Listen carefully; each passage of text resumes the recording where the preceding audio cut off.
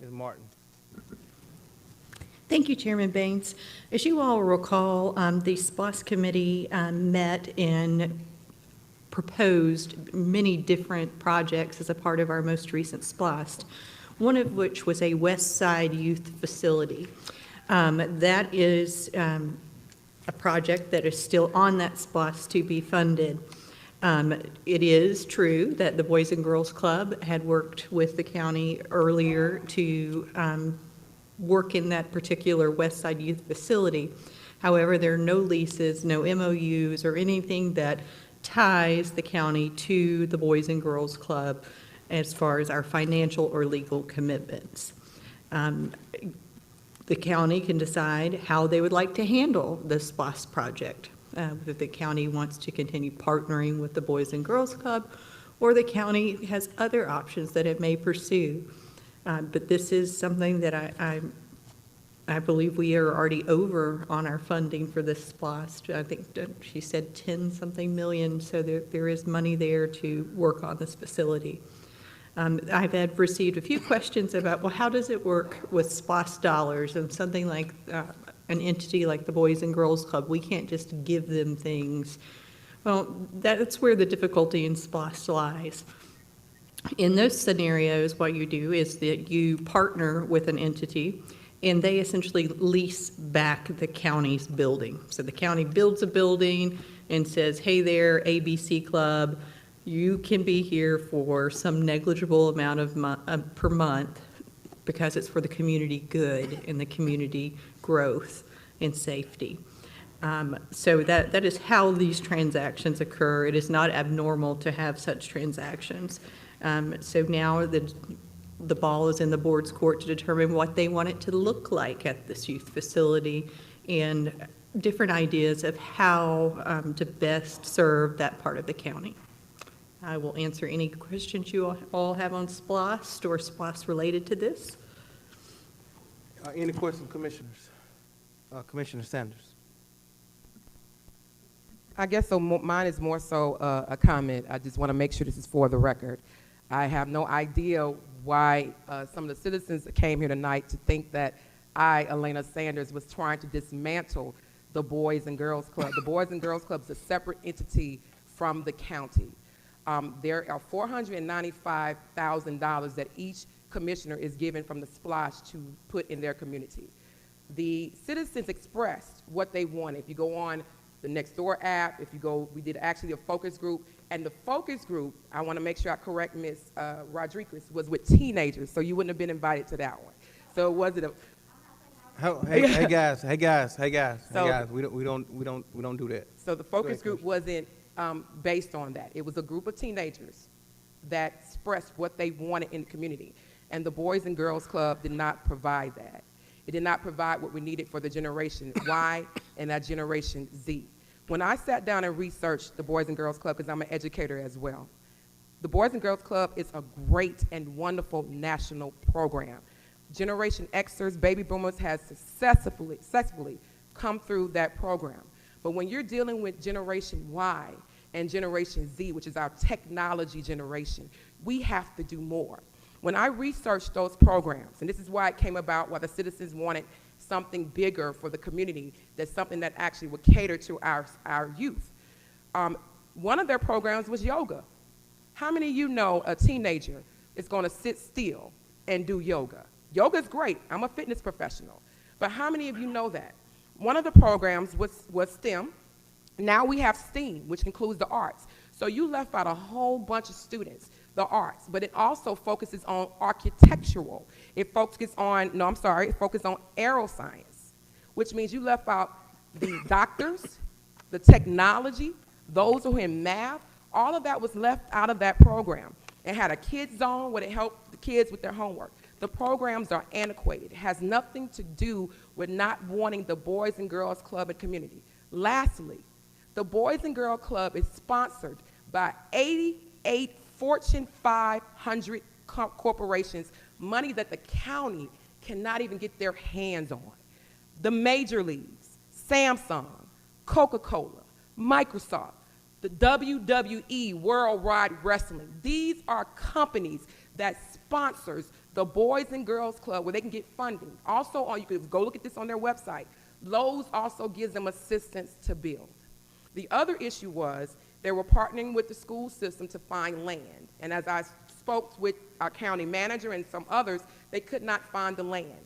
This did not come about until the citizens wanted a park and a community center, and that the $495,000 splash money that's there, which we were talking about earlier, that would assist with some of this oversight of money instead of the taxpayers paying for it, it comes to splash, goes into community. The other thing is, when you have the Boys and Girls Club, and we're giving them our taxpayers' dollars, giving to the Boys and Girls Club, we have no say-so in their program. Once you give that money to them, you have no say-so in to alter their program, because they're a national corporation, a national nonprofit organization that answers to a higher above us. So why would we give $500,000 of our taxpayers' dollars to something that we cannot manage or do anything with? It makes no sense. We have, as a county, are responsible for our youth. Yes, partnering with someone is great. I've heard some of the commissioners say, well, it takes it off of our hands. That's being lazy with our kids. That's being completely lazy when we have kids on the west side that have certain needs, and you look at the stats that are rising in our community. In the school system, the literacy rate is below the average, and as he just stated, that he only can cater to right now 129 kids. Do you know how many kids are on the west side? That's part of District 4, District 2, and District 3. That doesn't even go to 10% of our children on that side. So this was not something to dismantle the Boys and Girls Club. It was something to make the Boys and Girls Club greater. Also, to go a little bit further into the Ms. Rodriguez, as stated about me meeting with her yesterday in regards to this, she invited me to her HOA meeting on January 22nd, which the meeting was yesterday. It was not pertaining to the Boys and Girls Club, it's that for them to get to know me as a commissioner and her asked questions. And what they stated, if we build that, I took detailed notes and have it detailed. They say if this actually comes in the community, because I didn't hear this from anybody else on the call, they said if we actually build this building, what they only want to do was get rid of the parking lot to put a fence so they can get rid of the parking lot so the traffic would not go through there. They also stated they would like to upgrade the park because there's cracks, and also I walk that park as well, because there's cracks in the actual walkway. And as citizens walk on it with their walk or whatever, it's a liability to the county, and they will literally fall because it's a narrow park. The park has not been renovated since its existence. So this is not something to dismantle the Boys and Girls Club. The Boys and Girls Club can get funding, but stuff that we need for our community, our taxpayers' hard-working dollars, just to give to an entity that we have no control over and to manage our kids, we need to think about that. Thank you. Thank you. Anyone else? Commissioner Edwards. Thank you, Mr. Chairman. Until just now, a few minutes ago, I didn't know what the demarcation point was between item 11 and the Boys and Girls Club, but with all these good people that came up and spoke. So I know this was a SPLOS project on the 2017, is that correct? Mm-hmm. And if I remember correctly, I don't know that it's documented anywhere, but it was sold to the public as a partnership between the Boys and Girls Clubs and the county, if I recall correctly. And that's how it was sold by the SPLOS committee.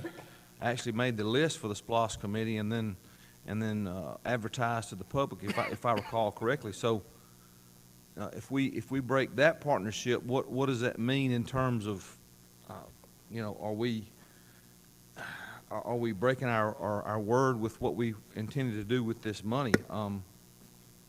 I just have and my second concern, I guess, is I know the Boys and Girls Clubs, if I'm not mistaken, they handle the M&O, the maintenance and operation. And if we broke that partnership, if we broke with that partnership, the county would then have that M&O expense, right? Is that? Mr. Kerr. Thank you, Mr. Chairman. What was intended here, the county was going to build basically for $495, we'd get a shell of a building. The discussions with the Boys and Girls Club were that they would, and again, none of this was formalized through any kind of a formal agreement, but our understanding was, and what they had indicated and what they had committed to, was to complete the interior of the building and then to provide programming for the kids. And they would also take care of the M&O, maintenance and operations in the building. We would still retain ownership, and that allows us to spend the SPLOST dollars to build the building. But we would still retain ownership, and there would be a long-term or an agreement with them that they could continue to use the facility. And I'm sure it would be very similar to the other memorandums of understanding or memorandums of agreement that we have with some of the other organizations that we work with, in that if there were to be, the idea was that they would be there operating it and providing the programming so long as the county was satisfied that they were meeting the needs of the community. So it was not there was not a,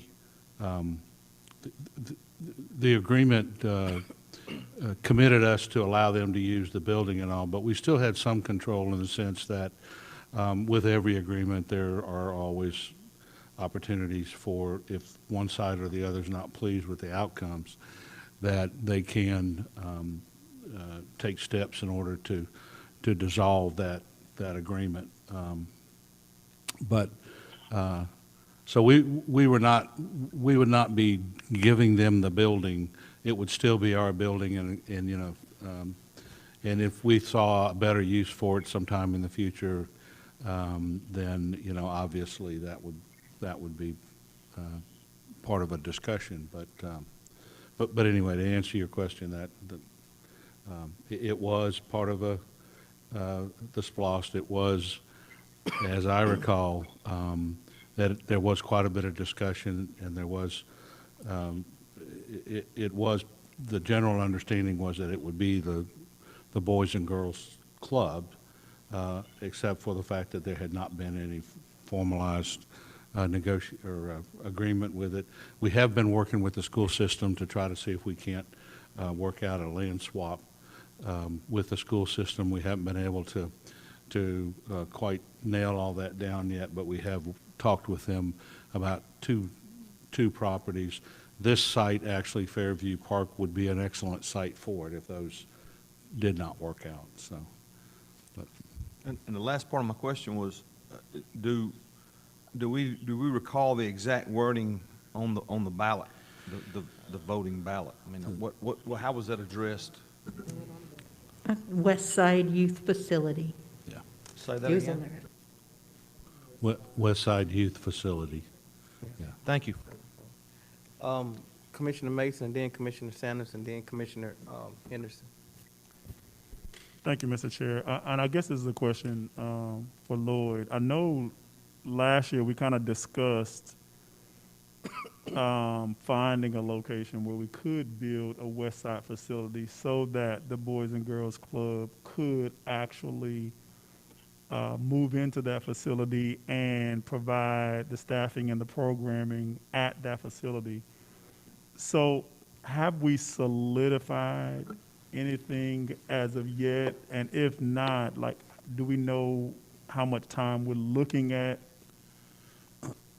If that's something we can. We were, we've been under the impression that it was going to be presented to the Board of Education for discussion and approval. What we're looking at is the possibility that their school system needs some land adjacent to the Oak Hill Elementary School. We have land available there. And what we were proposing was was to swap that land or to negotiate with them for a piece of, part or all of a piece of property that they have at the intersection of, that they have over off of the, in the Jack Neely Kirkland Road area. So we were talking to them about the possibility of doing that, and they were putting together their appraisals. We had an appraisal done on ours. There was a mutual need, if you will, between the two parties. So they need some land, we needed some land, and so we thought we would try to see what we could work out. But so the last time I spoke with the school system was early December, and at that point, I believe they were still awaiting their appraisal for the property that was over there. So I've not followed up, have not followed up with them again, but because I know they've had a lot going on with the high school and so forth. But we can certainly double back and see if either of the properties that we were looking at, that we might be able to work out some kind of a swap or negotiate the use of the property. So.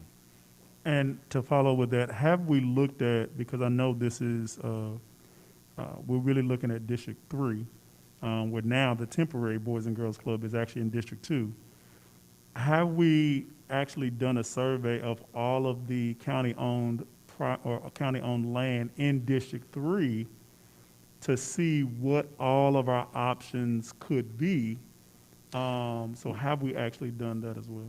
We have. We did look at several properties. I'll have to be honest and say that the Fairview Park area was not considered, only because there was an existing park there, but it basically never got into the discussion. But we did look at all the other properties. We had several discussions with the Boys and Girls Club, because obviously we wanted to make sure that, when we built the facility, that it would also be in a location that helped to further their mission and their goals and serve the community, or serve the kids that they really needed to serve. So we had several discussions with them about various pieces of property. Some were not in good locations, some were too remote, some were too small.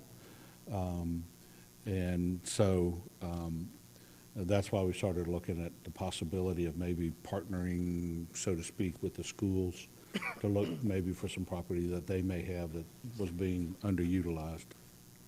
And then my last question would be, if those other areas in District 3 you found were not suitable, when we look at the Fairview Park community, would this type of youth facility, would we be able to actually build it there? And I guess, have we looked in what would it cause any type of issues with us building a youth facility there at the Fairview Park? I do believe that it could, there's enough ground there that it could be built there and it could be used there. That's a large neighborhood, that whole area, there's a lot of kids there. It's also in fairly close proximity to, there's an elementary school that's right there on Fairview, and then not too far from there is the middle school, and then the high school is just down the road on Jack Neely. So their target population, I would be right in that area. So it looks like it would be, that it would be suitable, and it would fit the bill in terms of size and accessibility and so forth. So, but again, that park had not been considered simply because there was already a park there, but certainly it does make a good site simply for all those reasons I just mentioned. And so. And then one last question. I'm sorry, Mr. Chair. I just want to make sure that we get them all out. And this may be a question for Commissioner Sanders. I'm sorry. So when she gets an opportunity to speak, have we done any research on all of the other communities, I guess, within District 3? Would they be okay with coming to Fairview and feel as if it's for the entire district, or would it just be for Fairview if we're putting it just in Fairview? And would the other subdivisions, the other communities feel as if, by it being in the Fairview community, that it's easily accessible and they're well received coming from other subdivisions or coming from other neighborhoods? Did they say that they feel okay with having it at Fairview? And that was my last question. Thank you, Mr. Chair. Yes, sir. Commissioner Sanders. Thank you, Mr. Chairman. Just want to go back to reiterate, as Lord stated, Fairview Community Park was not a part of the Boys and Girls Club consideration. Want to put that on the record. And also to go back to Commissioner Edwards' statement, it is not mentioned on the website or any public documents that the Boys and Girls Club is a part of the youth facility. So it was not sold to the citizens that the Boys and Girls Club was a part of the Westside Youth Facility. It just says a Westside Youth Facility. I just want to make sure I put that out there clearly. I also had the architect to actually put together about how the project will actually look. And what the citizens want is not what I want. Because when I was campaigning, this was one of the main things they asked for. Where is our park? Where is our community center? Why we don't have certain things that other districts don't have?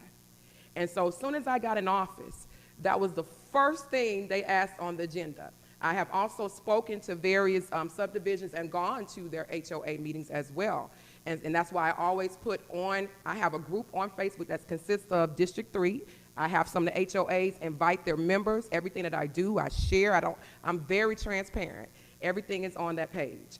And so one of the things that I considered as well, and as I also spoke to Ms. Rodriguez when she was on Facebook in the group, the first question that she asked was, will they be a different entrance so they will not affect the community? And that was one of the things I said, yes. That was the first thing I considered because I did not want to inconvenience those residents. I don't know why we would have put a park inside of a subdivision, but I understand why it happened. Because of the recession in 2008, they used a stabilization grant and bought some of the homes in Fairview Community Park to save the area. So they had Fairview Estates to save the area. So they had to put a park in there to receive the grant from the federal government. So that's why that park is actually put there.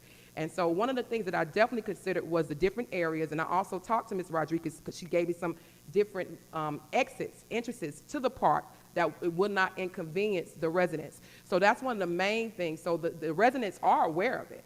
And if you go online and look for yourself as well, they are so in tune with it. When they heard about your pool, they want a pool. They want a pool, which what the Boys and Girls Club cannot offer. And that's the things that the citizens want. And like I said, I want to reiterate, the Boys and Girls Club is an awesome, awesome program. I was not here to dismantle it. We were just utilizing the funds to where they need to be, which is a youth-side community program, which has what the youth needed, and they stated what they wanted. So there was a focus group that did talk to teenagers and the youth to benefit them. Thank you. Commissioner Henderson. Thank you, Mr. Chairman. Well, as I remember the part that was put in Fairview Estate, we had a ribbon cutting, and I remember going out, excuse me, I remember going out, and I said, well, we got a top lot here in Park, or something. And I remember asking, not Lord, but the county manager, how much had we spent on it. And if my memory serves me right, I think somebody checked the record, they said $100,000, and I shook my head. I said, I'm sorry, I'm corrected, 2.1 million. But I know on the little top lot, the park, it was about $100,000, so I felt like the money wasn't well spent. But nevertheless, typically, whoever is in office, you know, like for instance, if I ran and didn't win, then they would go with the sitting commissioner. They would, he or she then would assume those projects. And if it hadn't been built, you look for their guidance for that community. And I'm hoping that we as a board of commissioners, that we look for the guidance in District 3 from Commissioner Sanders and what she is looking at and hope preparing for her community. Same, we look for District 1 for his guidance on the stuff that he has in his district because he represents the people. District 2, Commissioner DeMond, and District 3, Commissioner Sanders and myself, District 4. So I'm hoping that we can, that the county manager and whomever can work with Commissioner Sanders and her vision that the people have gave to her for their community. Thank you, Mr. Chairman. Thank you, sir. Commissioner Mason. Thank you, Mr. Chair. Lloyd, if these funds were basically utilized towards what Commissioner Sanders is proposing, do we have a way where we can still find a location, build a facility where the Boys and Girls Club could still move into that facility and we still be able to partner with them? Well, the money that's been allocated in the SPLOST funds for the Westside Youth Facility has to build a Westside Youth Facility, regardless of where it is, or whether it's part of another development or further development. It can be standalone, but there does have to be $495,000 expended towards a Westside Youth Facility. Now, that could be coupled with other buildings and things like that, but we would have to identify, there would have to be a project identified as such. And then, if, as far as whether or not the Boys and Girls Club would operate it, that's up to the board, because you would still have to approve the memorandum of understanding or memorandum of agreement between us to allow them to, or whoever, to operate the facility if it was determined that the county was not going to operate the facility, if we wanted to use a third party to operate the facility. So as long as you've got a place, a building that you can call the Westside Youth Facility, and that we spent $495,000 on it, I think you're fine. And I think Commissioner Sanders has a part of her plans, and you can correct me if I'm incorrect, it would basically be kind of like a youth facility. It has a piece to that. Would it be feasible for the Boys and Girls Club to come in and work with us on that particular facility, or not? Or do we want to do something different? Based on the projects that the Boys and Girls Club offer, it wouldn't be feasible. The programs? The programs Okay, that they yeah. offer, the programs they offer, because the programs that the citizens actually told me that they wanted the parents. I am also a parent in District 3. My daughter is also in the school system. So I'm not talking just as a commissioner. I'm talking as a parent of a teenager who have friends who've also told me certain things as well. And I also volunteer my time. So the programs that are offered, because I know, speaking with Lloyd, because I asked all these questions to Lloyd and Megan in the beginning. I researched it, I asked questions, and I was told if they are in that facility, we have no control at all. We have, once you give them the $495,000 of the taxpayers' dollars, we have no control on what we can do for our kids. It all falls on them. So that was the whole issue, to where when he even came to me and asked me about a partnership, I asked that question in detail. I said, okay, if there's a partnership, what can the county do and what can the county cannot do? We can't do nothing, because it's given all to them in a facility that we're building for the community. So that was the whole issue with the partnership, because we would have no say-so in it at all. Well, the citizens, not I, the citizens would have no say-so. So we will basically be restricted and not be able to add the additional programming that you stated. Yeah. Thank you, Mr. Chair. Thank you.